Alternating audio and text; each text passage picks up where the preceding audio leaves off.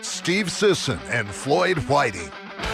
Good morning and welcome to the Jackson Electric Open Lines. I am Floyd Whiting, here with my friends Steve Sisson, Trevor Jackson, and Aaron Linden. Give us a ring, 674-4443 or 672-5763. Now let's first address what's on everyone's mind. The longest reigning monarch in the history of Britain, Queen Elizabeth II, passed away yesterday. Peacefully, we are told, at the Balmoral Castle in Scotland. Here's some facts gathered by National Geographic about Queen Elizabeth II. She was born on the 21st of April, 1926. Wow, that's 1926. She saw some stuff in her lifetime. She saw a lot of stuff. Yeah. She was crowned queen on June 2nd, 1953. During her time as queen, she was served by 15 UK prime ministers. She was the only person in the UK allowed to drive without a license, and she drove well into her later years. I think she actually, and don't quote me on this, look it up, folks, but I think she actually took a president around for a drive at one point. She loved to drive. That I do know. She loved driving. Interesting. During World War II, that's what she did. She actually served in the military as a truck driver, which, how cool, you know, Yeah. the Queen of England. Well, Of at the the time, she was a people. prince. Yeah, right? She was could you just imagine her out there? Trucker hat, having a good Hey, time. what else you gonna do? The queen's not a tough job. You can do whatever you want. Exactly. Stopping at the gas station, Exactly. eating hot dogs. Right. All right, now here's some history. As princess, Elizabeth made her first radio broadcast in October of 1940 during the Second World War. As queen, Elizabeth sent an email, and this kind of caught me by surprise, in 1976. Oh, that's early days. Holy Yeah. smokes. That's right? before the World Wide Web. Well before Al Gore invented anything. Wait a second. Something doesn't work out here. This is changing my life view. All right, she posted her first Instagram post in 2019. She actually owned an elephant, 2 giant turtles, a jaguar, and a pair of sloths. All of them were gifts from other nations to the queen. So, For that hard to shop for person. Yeah, right. What do you got in the sloth department? I got a 2-for-1 special. All right. I'll take 3 them. or 2-tone. All of her gifts are now currently housed at the London Zoo. Okay. She would even go out undercover sometimes, believe it or not. On a recent low-key trip to Scotland, she met some American tourists while walking. When the tourists asked if she lived locally, story goes that she had mentioned that she had a house nearby. and when asked if she had ever met the Queen, she simply pointed to her security guard and said no, but he has. Oh, that's a great answer. I love that. So, yeah, she's passed from the world, the longest reigning monarch in British history. A little trivia I just stumbled across today. Today is the anniversary of her becoming the longest reigning British monarch. She broke the record set by Queen Victoria on September 9th, 2015. Queen Victoria reigned for 63 years, 7 months, and 2 days. And so she broke that record on this date in 2015. Queen Victoria would be her great-great-grandmother, I do believe. Yeah, and you know, after monarchs pass on, they usually end up getting some additional moniker. You know? I wonder what hers will be. That's a Boy, good question. who Yeah. knows? You know, Queen Elizabeth II, the long-lived, or something like that. So Yeah, it's going to be something like that It'll because be something. that's one of the largest distinctions of her reign, I guess. I mean, there's Absolutely. many, but You think about the technological changes that she saw just as queen, the advancements made throughout the world. The world got a lot smaller when she Oh, was queen, absolutely. you She know? lived like through 4 worlds, really. Yeah. I mean, you think about going from the Industrial Revolution and the wars and everything to technology and an email in 76. I still, I'm a little weirded out by that. But You know, if I would have got that from anywhere but like Nat Geo, Right. I would have been like, no way. Yeah. But 1976, maybe it wasn't even to some other place. Well, it could have been inside the house. Well, the thing is that the internet existed a long time before the World Wide Web, which is what we think of as the internet. So there was email and bulletin board services and FTP and that kind of stuff long before there were web browsers. So you could send email a long time before. And the government's always had cool stuff way before they let us have it. Yeah, all the royalty gets to play with all the new toys first. Now, let's head on over to the poll question. I've been thinking about this one and even gone and used a self-checkout. I think at two different occasions because we have to think about self-checkout, not just in the big box stores, but self-checkout now is really almost so common you don't think. When you do curbside, that's self-checkout.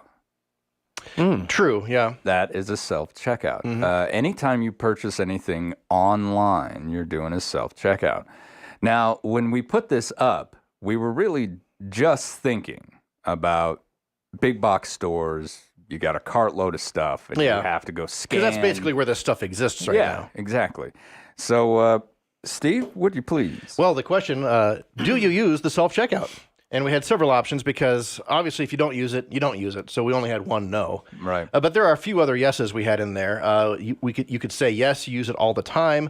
You could say yes, I only use it if I have a few items. Or yes, only if the service registers have large lines. Out of those options, the most people, 42%, said yes all the time, which I found a little surprising. That is followed by no at 27%. 16% said yes if I only have a few items, and 15% said yes only if the service registers have large lines. If you take all of the yeses and combine them together, it's 73% say yes, 27% say no. So this technology is embraced here within the Sheridan community. It's not going away. No, not at all. Now, we really think about it. My answer is if I've got a few items. I still like going to the checkout, talking to whoever's checking me out, having a little conversation, But if I've got maybe 2, 3, probably at the most 5 things, then I'm going to do it myself. It's quick, it's fast, they're usually shorter lines. And I think generally it's because a lot of people only use that for a couple items. Right. know?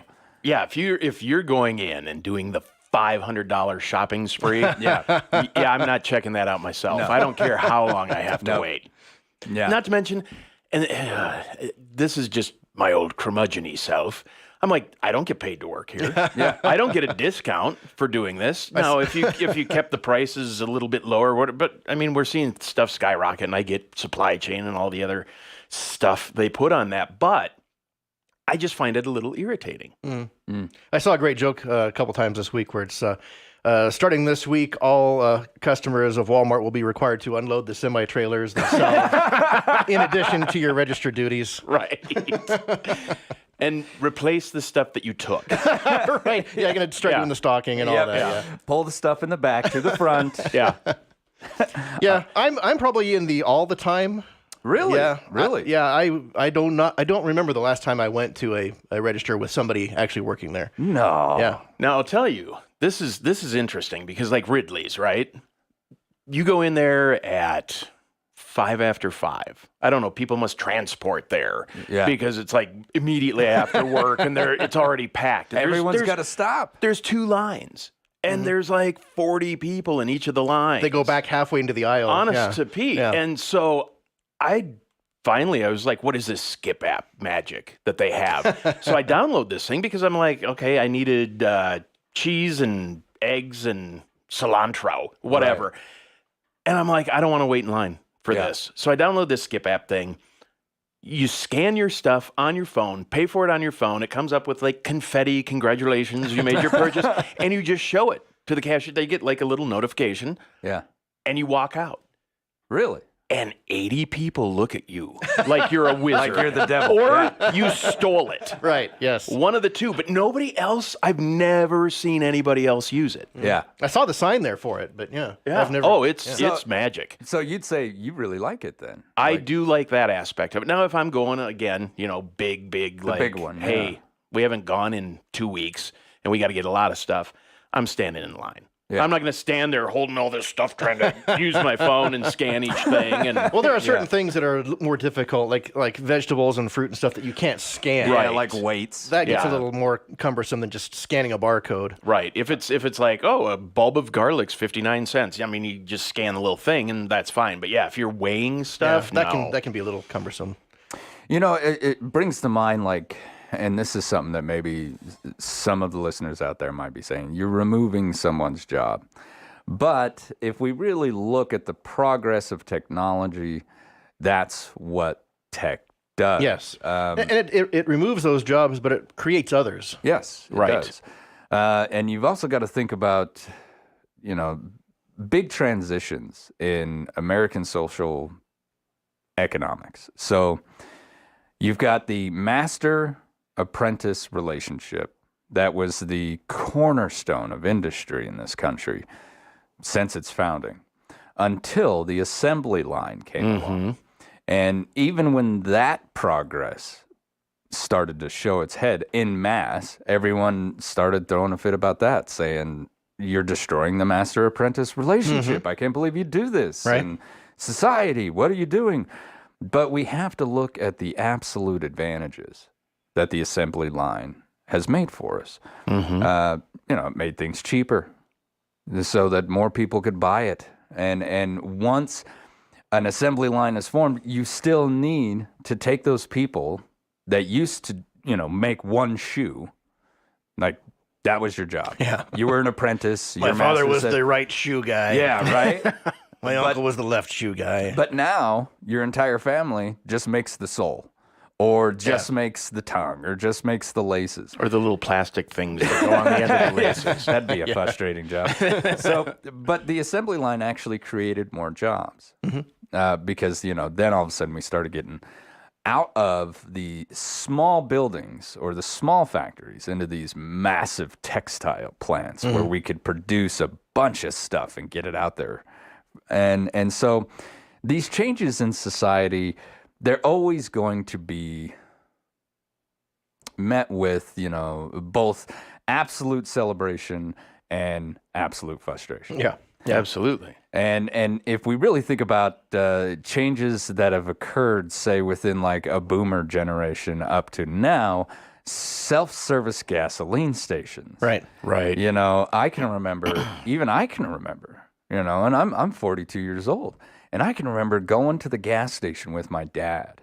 And this kid had come running out, and he'd check the oil, and he'd wash the windshield, and he'd fuel up the truck.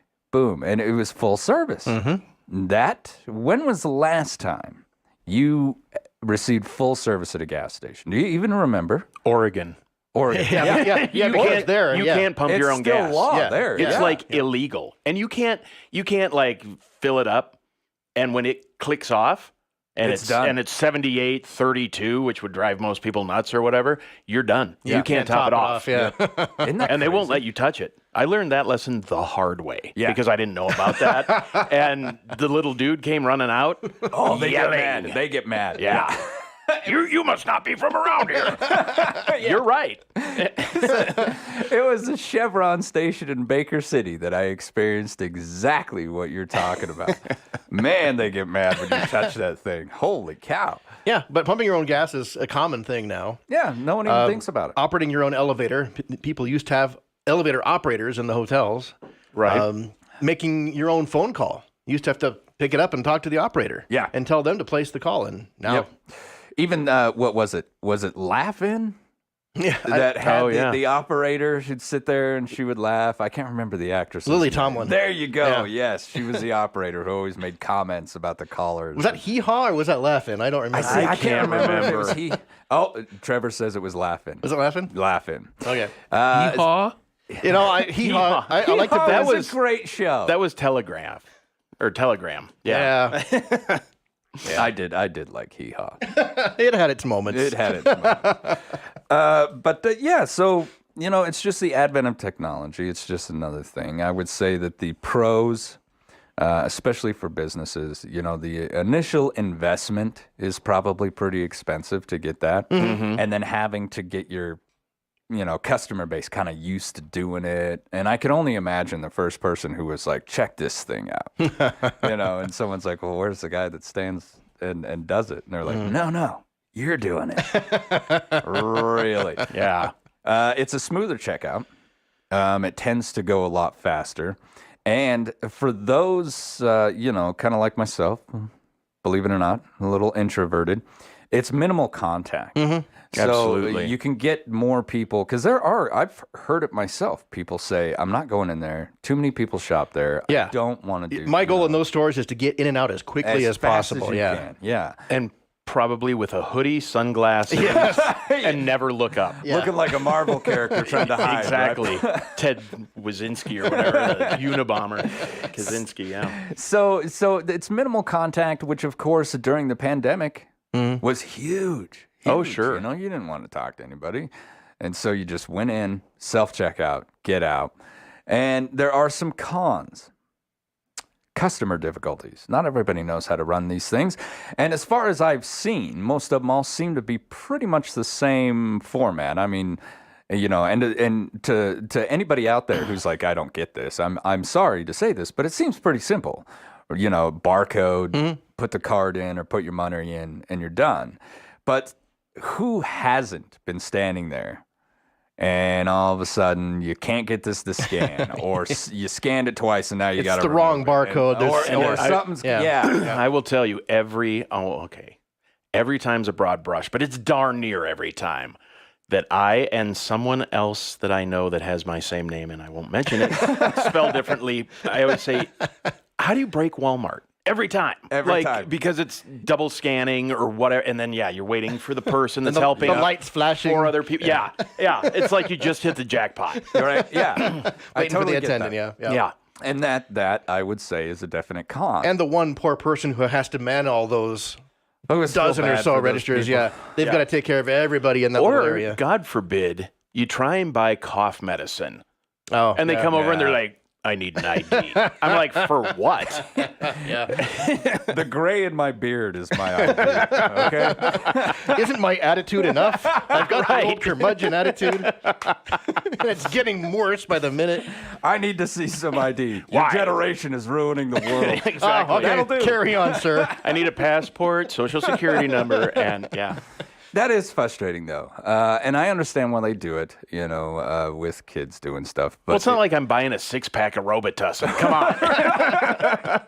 Yeah, but you could come back and buy another one and come back and buy another one. So I bet they wouldn't even care. I don't know. Yeah, I don't know if they checked that or not. I mean, are they like, oh, Mr. Linden, you've had 6 Robitusins today. That's you it. never know. I don't know. I'm sure you might go on a list somewhere. I mean, one of multiple lists I'm already on, I'm sure. they look at like Robitussin, Sudafed, anything that you can actually use to break down and make another drug with. Really, Probably. essentially. Or because if you buy like, what is it, NyQuil or whatever, it's 10% alcohol. Right. And you're like, okay. So they got to talk to I you about guess. that. Yeah. Right. Just to make sure that you're actually using it for its intended purpose. Well, usually if my nose is running and like I can barely talk, you know what I'm using it for. I got my ID out of my pocket. yeah. So now also there is another con is increased theft risk, which happens. That's I'm sure. interesting though. So I'm scanning stuff. Yeah. And the little helper comes over and she's like, "Excuse me, sir." And I'm like, "Yes." She goes, "You placed an item in the bag that wasn't scanned." And I'm like, "I did? What?" Yeah. And she's like, and she pulls it up on the screen. They have overhead cameras. The camera watches you scan. Oh wow. Yeah. And like they know, I don't know if it's based on weight or what, that I didn't scan something. I'm like, holy cow, I didn't even. And there are It didn't- weights it where the didn't bags are beep. held too. Yeah. Yeah. That's interesting. They're scaled Yeah. there. So I actually think that there's probably less theft than you would actually expect. Yeah, yeah. With like the combination of the camera and the weight, Yeah. or the Yeah, scale. yeah, they weigh the bags. And that gets fooled sometimes with a real, like if you're buying a greeting card or something. Sometimes I actually bag of feathers. I held it on the wrong side and scanned it one time, and that fooled them, and they had to come over and they looked at the camera, just same things. Oh yeah, that's cool. Yeah, it's in there. Man, what a job to sit there and have to stare at that camera, right? Watch that weight. I think it probably alerts. Like you don't have to sit and watch every camera. It just pops up. The software will say, okay, this one looks like it didn't get scanned properly, and then it'll give you an alert. I think maybe in some time down the road, the self-checkout may go away and get replaced with just RFID tags and everything. Right. And all you have to do is just load your card up, go through the door. As soon as you go through the door, everything gets scanned. Now, there was a commercial, and you and I were talking about this last week. There was a commercial that ran around on TV that was supposed to like show us, in the future, this is what it was the Amazon Market. Was that what it was? Yep. Because this guy walked into a grocery store in a trench coat. He looked pretty shady, and he walks around the entire store, and he just kind of starts putting stuff into his pockets. Right. And the whole time it's trying to make you think that this guy's shoplifting stuff. Well, then as he approaches the door, like the security guard says, have a nice night, sir. And as he passes through, a receipt pops out there at the door. It has scanned everything on him, even though it was in his pockets, and then scanned his card in his pocket and taken the money that was required. Do I see something like that happening? Yes. Absolutely. Absolutely in the future. That's just where you forget the chicken. You don't want to walk back in and then go back out because now you're getting double charged. That's right. How are they going to prevent that kind of stuff? Yeah. Who knows? That's a good point. I think the best thing the pandemic brought out was the ability to order online and then go pick it up and they bring it out to your car. Yep. That is handy. Curbside pickup. I would just order everything up, pull up, hit the button, back opens, they come out, boop, boop, boom, see you later. Yep. The only thing I don't like about that, though, is like if you don't specifically say no substitutes and they're like, oh, you wanted 8 pounds of chicken? You got tofu. No. No. Well, you got to be, you got to be responsible, Aaron. No, I don't, Trevor. You just got to learn to like tofu. Wave the future, my friend. All right, on that note, we're going to take a quick commercial break. This is the Jackson Electric Open Lines on 930 KROE and 103.9 FM, Sheridan.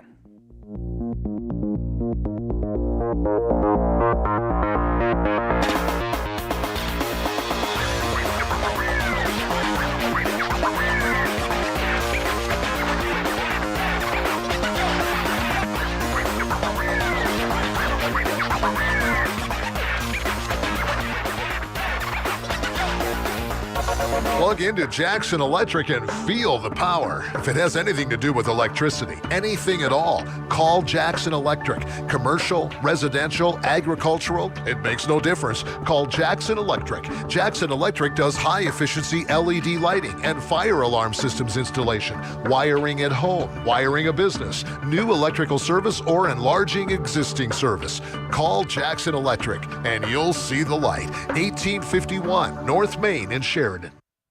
The Stowe fan. Heard the Mark Patrick weight loss hypnosis hype? Well, I attended because my father stopped smoking with hypnosis. Hypnosis eliminated my desire for soda and fast food, made me want to exercise, and I lost 60 pounds in 6 months. My energy level exploded. I went to another session to deal with some other problem foods, and I lost another 10 pounds. In fact, I brought my husband. He lost weight. More important, cholesterol and blood pressure improved. My friend went, and she lost 20 pounds in the first 2 months. So does Mark Patrick hypnosis work? Oh yeah, it works. Nothing has changed my life more.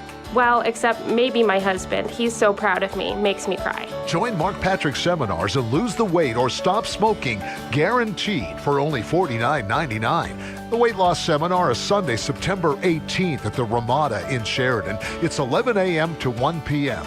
Registration begins at 10:30 a.m.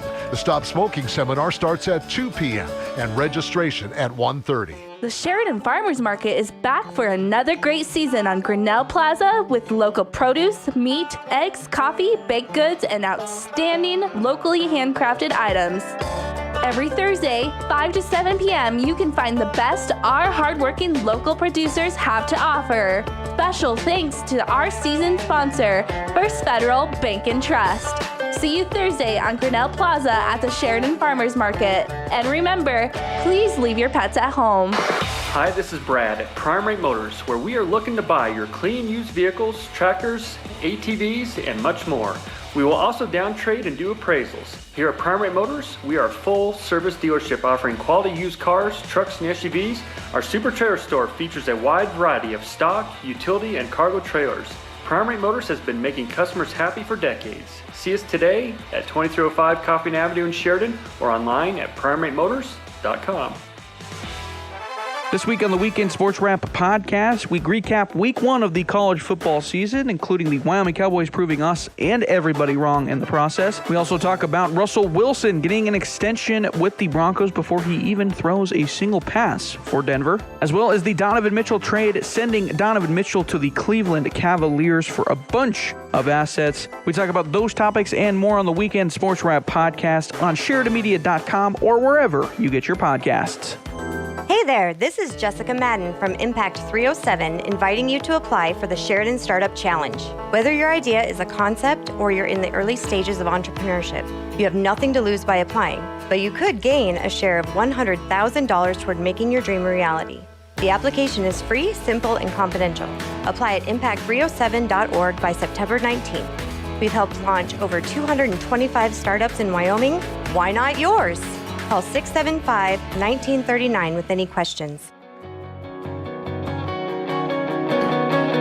Good morning. Welcome back to the Jackson Electric Open Lines. I'm Floyd Whiting, here with my friends Steve Sisson, Trevor Jackson, and Aaron Linden. Give us a ring, 674-4443 or 672-5763. We're talking about the self-checkout technology and all the different techniques that are actually being used now. Trevor said during the break that it's been a while since he's been inside of a big box store.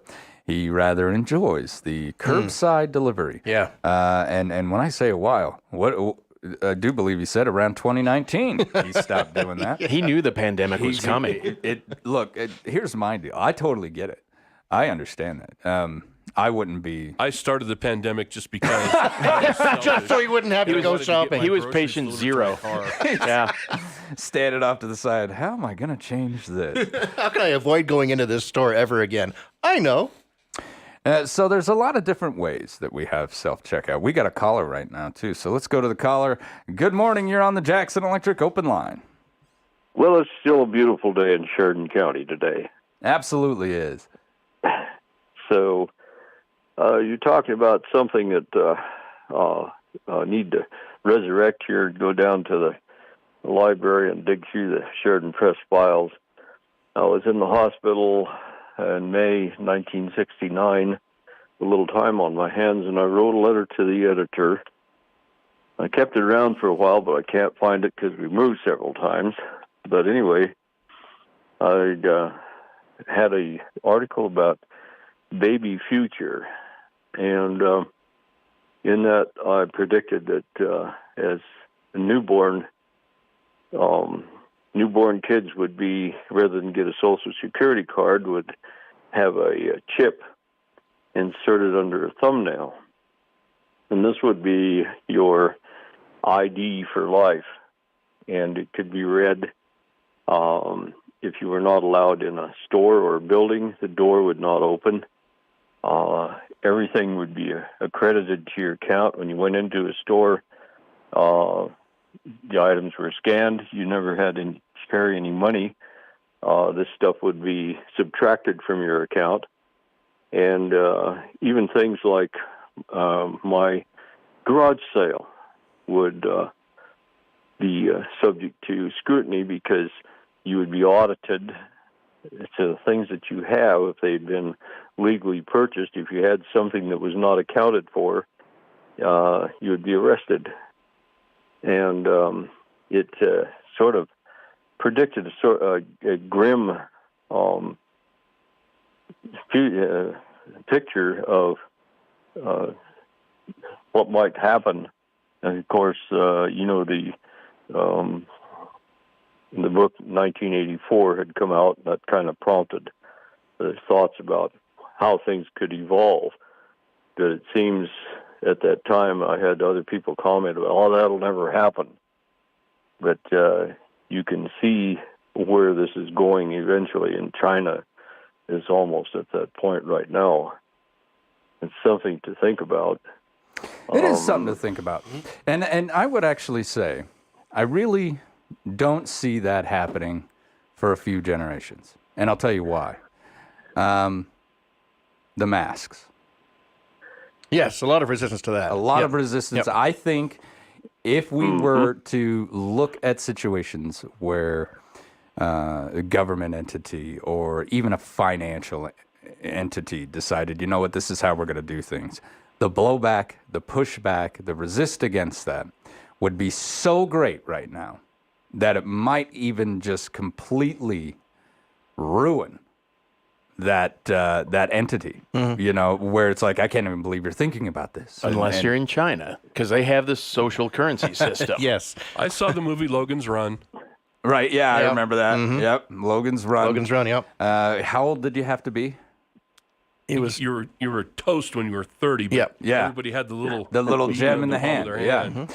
And of course, you know, a Yeah. lot of people believe that, you know, chips and stuff like that would be the religious annotation, mark of the beast type deal. I think whatever. it works great for Right. pets at the dog and cat shelter. It does. And it does. Chipping your You animal, probably, I mean, is you one probably of remember the Luddites yes. Yeah. Yeah, I think in England who were going around wrecking machinery because they thought that mass production would be the ruination of, like you say, crafts and so on. So, and you're right. Even the hospital now is up here. I noticed they had the station where you used to have to stop and get your mask and be scanned for your temperature and everything else, and they've since decided that that's just not unnecessary anymore. However, the hospital staff are still wearing their face covering and everything, but the people who come in there are not required to even stop at the checkpoint anymore.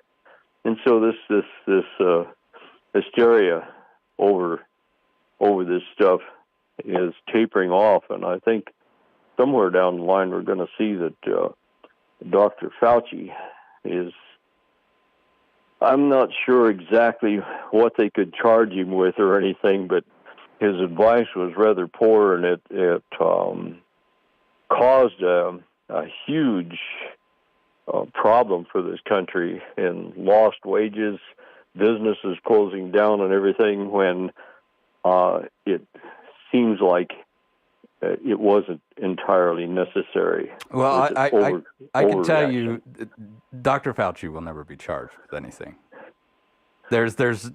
He literally committed no crime, nothing against the law, and in my opinion, the CDC did the best that they could with what they knew and what they had. Yes, it disrupted everything, but this was a pandemic. This wasn't, somebody just wanting to crush the American way. This affected the entire world. This was a global incident. This was not a national incident, and we all just kind of did the best that we could. And I don't think Fauci will ever be put on trial, or sure, he'll be ridiculed. And every decision that he made will be speculated, but no, I do think that I do think that historically we'll look back on it and realize that the lockdowns and stuff were not a good idea. Unless you're in China or someplace where you can literally weld people inside their houses, it's not going to work because you will never get 100% participation, and that's the only way that would be effective. I think we'll see that it did more harm than good. Now, social scientists will be studying this forever. Oh, forever. Forever. This will always be a topic in social science, how we reacted and what we did. And I think, it'll always be decisive. It'll always divide us, not decisive. It'll always divide us. There'll be people who say, well, everyone should have just locked down and got the 2 weeks to stop the spread. Well, 2 years later. I think if you would have had 100% participation in that, it probably would have worked. But that's not possible. You can't, because you still had the essential services. You still had people moving around and others that just weren't complying anyway. And as long as you've got that, it's going to spread. It's always going to spread. Yeah. So I think we'll look on it, and God forbid anything like that should ever happen again. I just wonder what these organizations are taking as lessons learned. Well, I think getting back to the whole chipping thing, if they learned anything from the masks, it has to be an opt-in thing. Yeah, You're not right. gonna- You can't force people. Yeah. Yeah. And I'm one of those people that you tell me, take this left. I'll be like, I'm going straight or right. Yep, Yeah. yep. I'm Spiteful. just- So am I. Yeah. Yeah. I will do it I just mean- because you told me not to do it. And Exactly. it's just advice. I looked at Fauci the whole time, and I'm like, yeah, I don't think so. Yeah, I mean, he I don't didn't trust know any it. better. I mean, he didn't have the answers. Nobody had the Nobody answers. had the Nobody answers. did, And yeah. that's the thing is then you put it on yourself and you go, am I going to go get the Fauci ouchie? No, I'm not. Yeah. I didn't want it. I had COVID. I hadn't really ever been sick after that. I'm like, no, I'm not doing it. Yeah. And turns out it is kind of effective, maybe. And now they're coming out and saying, well, maybe if you get your 4th booster. I'm like, no, it didn't work the first time. Well, it's like a flu shot. You got to get a flu shot every year. Every year. I Yeah, don't. I mean, and there are, and I don't know if I've ever had one. Right. Well, let me tell you that the military mandates it. Right. I had one flu shot one time like 15 years ago, and I had never been that sick with the flu as after I got the shot. And I'm like, okay, I'm good. Should have been getting them the whole time. But Apparently. All right, the we got- 18th shot was the trick. that's the one that works. Yeah. All right, we got another caller. Go ahead. You're on the Jackson Electric open line. Hello? Good morning. Good morning. The CDC did an update, and there's the spike proteins are sticking around and causing problems. Okay. Yeah, that's how those viruses work. Yeah, they just latch on. All right, on that, we're going to take a quick commercial break. This is the Jackson Electric Open Lines on 930 KROE and 103.9 FM, Sheridan.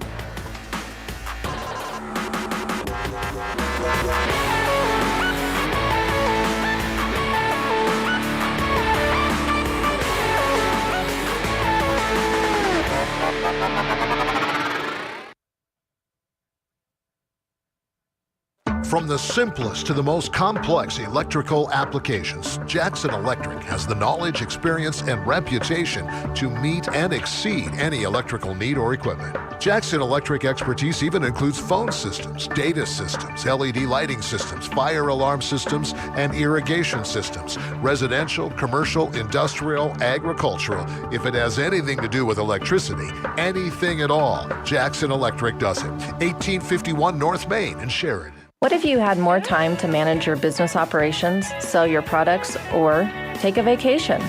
What if you had someone to pay your bills, handle your payroll, or watch your bottom line? Let the accounting professionals at Harker Mellinger add free time to your schedule by providing a cost-effective bookkeeping service, as well as adding useful management reports for your business. Call or visit Harker Mellinger at 1811 South Sheridan Avenue in Sheridan. And remember, the initial consultation is always free. At Stiefel, our focus is on you, your needs, and your goals. You won't be plugged into a one-size-fits-all model. This is Jeff Tomlinson, financial advisor and branch manager at Stiefel. We practice a service model where our clients can share their vision and ask questions. Regardless of your situation, our guidance is driven by your investment needs. Call us at 307-672-3434 to talk about your financial goals. Stiefel Nicholas & Company Incorporated, member SIPC and NYSE. Join Rooted in Wyoming on Saturday, September 24th from 4 to 7 p.m. at Born in a Barn for our 6th annual Farm to Table and Hoedown fundraiser. Enjoy a locally sourced farm-to-table dinner, bid on unique items in the online and live auction, and enjoy music performed by the Craft Brothers, Wes Urbanic, and Brooks Forsyth. Buy your tickets today at rootedinwyoming.org. Thank you for your support as we work towards a future where everyone in Wyoming has access to fresh local produce and is motivated to grow their own food. Heads up, whether it's at work, at home, or play, take a few seconds to look up and locate any overhead power lines. When working outside, be sure to keep yourself and any tools or equipment you're using at least 10 feet away. Teach your children to fly kites or toys in areas away from overhead power lines. And do not attempt to remove anything that has become tangled with a line. Always assume an overhead power line is energized and dangerous. A safety message brought to you by Montana Dakota Utilities, in the community to serve. Now's the time to start those projects you've been dreaming about. Excavation, landscaping, or home improvement. Wagner Ranch Services has the materials. Wagner Ranch Services carries many types of gravel, scoria, topsoil, and landscaping products. Check out Wagner's landscaping display, where you can view a variety of landscaping materials that can be picked up from the yard or delivered. Wagner Ranch Services, 13 Industrial Lane, 307-752-2787. Open Monday through Friday from 7 to 5.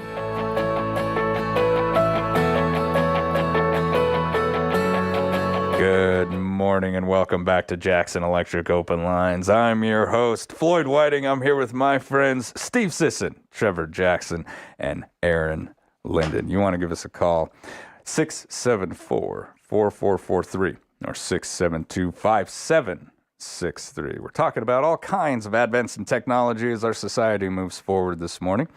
The subjects are getting varied, but I would say that the theme is advances in technology and how society actually accepts And I think maybe how the stores do too, because one of the good positive aspects of a self-checkout is you could take the person that was stuck running the register and put them out on the floor assisting customers. Yeah. I don't know how many businesses are actually doing that. They're probably just getting rid of the position and keeping the profit. But I worked in a big box store in Jackson Hole. We were the highest paid department managers in the country. And at the time when I was working, this was 2000, 2001, I was earning $12.75 an hour as a department manager, which was pretty big back then. And I can remember just the irritation I would feel when they were like, we need you to come up and check. And yeah. I'm like, Yeah, I don't think it's a highly desired position. No, so I don't no. think too many people are upset about not having to do that anymore. And you're always going to have people who like doing it. Mm-hmm. They like having conversations, being a little chit-chatty. And you know, if you really think about it, I don't know how the costs would ever actually come out. But if you had a full-service gasoline station to this day, everyone would go there. You don't have to get out of your car. You don't have to do anything. In They the check winter, your for oil. sure. Right. I mean, well, maybe not everyone. I don't think everyone would. But I think a lot of people would. I think it's a lot of independence, though, too, isn't it? I mean, it's like, I don't want to be here for any longer than I have to, so I'm going to use a self-checkout. Be fast. Yep. I don't want to go into the store since 2019, so you can put it in my trunk. Yeah. I mean, it's kind of that more independent thing. And like you said, I mean, you buy something online, it's self-checkout. Yep. You know, you don't have to route that through somebody. And it's like, I can do this when I want to, whenever I want to. Now you talk about that, and you know, it cues something in my own life, my own behavior. I will go to a certain gas station, knowing that the gas is more expensive, just because it's on my way home and I don't have to drive in the city. Well, they call them convenience stores for a Right, reason. right. But see, I know that it's cheaper somewhere else, but I got to drive through the city. So I will pay more to just stop at this place because it's on the way. Yeah. So I think you're right, Aaron. I think that would actually make a difference. I feel like it's faster. I don't have to, you know, and it's not like driving through Sheridan's tough. This isn't Minneapolis for Pete's sake. Right? Yeah, caffeine and bighorn. Depends on the time of day. Exactly. All right, Try to make a left turn on caffeine sometime. We got one more caller. Go ahead. You're on the Jackson Electric Open Line.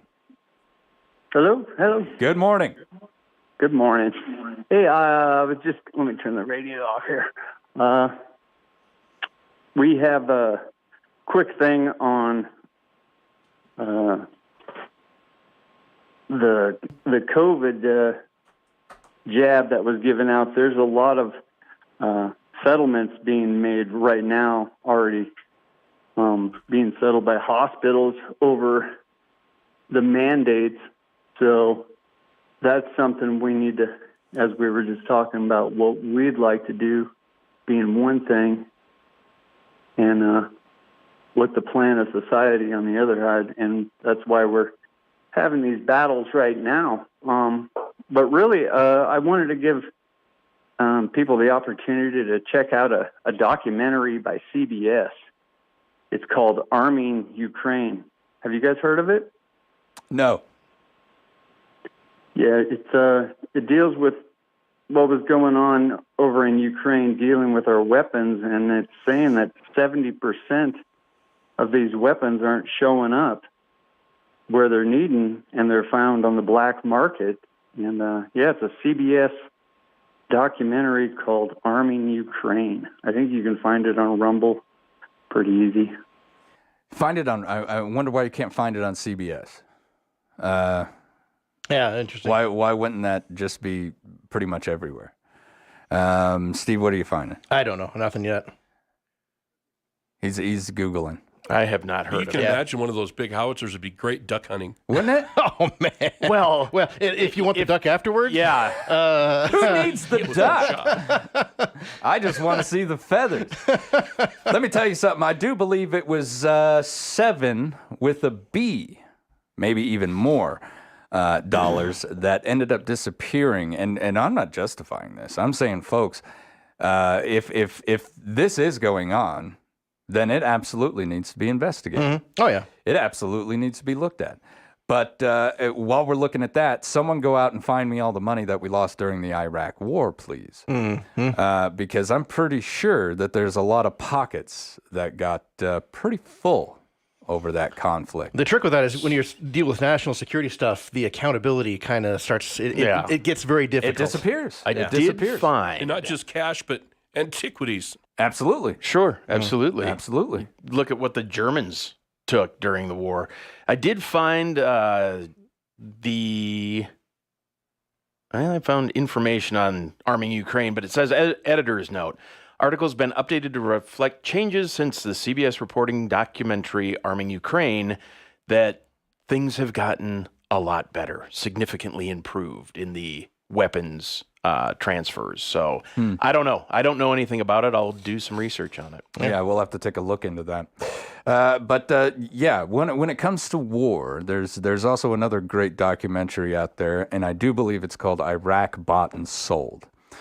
As someone who had to get permission from a private entity, a private corporation, not a general, just to leave the wire, I can tell you that the contracts, the war contracts, are extremely profitable to multiple companies. And war is a money-making enterprise. And that's how Iron Man made his money. I'm here to tell you right now, if there's one thing that people in this country know how to do, it's how to make money. Oh, yeah. So wars cost, but that money goes somewhere. All right, you've been listening to the Jackson Electric Open Lines on 930 KROE and 103.9 FM. Sheridan.